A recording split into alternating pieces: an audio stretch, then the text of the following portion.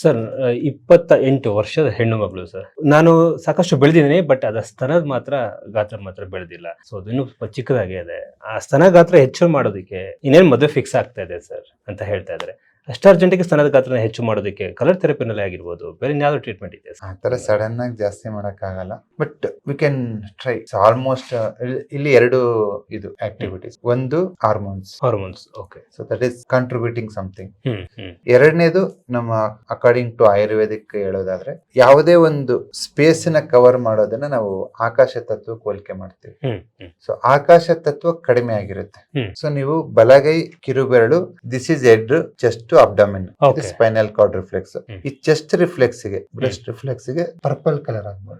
ಇಲ್ಲಿ ಪರ್ಪಲ್ ಹಾಕಿದಾಗ ಸೈಜ್ ದೊಡ್ಡದಾಗುತ್ತೆ. ಇಲ್ಲಿ ಸ್ಕೈ ಬ್ಲೂ ಹಾಕ್ಬೇಕು, ಎಡಗೈ ತೋರು ಬೆರಳು. ಇಲ್ಲಿ ಸ್ಕೈ ಬ್ಲೂ ಹಾಕಿದಾಗ it improves hormone synthesis. But time ತಗೊಳುತ್ತೆ ಇದು, ಇಮಿಡಿಯೇಟ್ ಆಗಿ ಆಗುವಂತದ್ದಲ್ಲ. ಬಟ್ ಅವ್ರು ಗೊತ್ತಿಲ್ಲ, ಅವ್ರು ಕೇಳಿದ್ದೆ ಅಷ್ಟೇ. ಫಸ್ಟ್ 1 ವಾರ 2 ವಾರ ಡೈಲಿ ಹಾಕಿ, 3ನೇ ವಾರದಿಂದ ವಾರಕ್ಕೆ 1-2 ದಿವಸ ಹಾಕ್ತಾ ಬನ್ನಿ. Maybe in the month 3 to 4 months ಅಲ್ಲಿ ಸಮ್ ಇಂಪ್ರೂವ್ಮೆಂಟ್ ಅಂತ ಆಗುತ್ತೆ. You can observe. ಓಕೆ.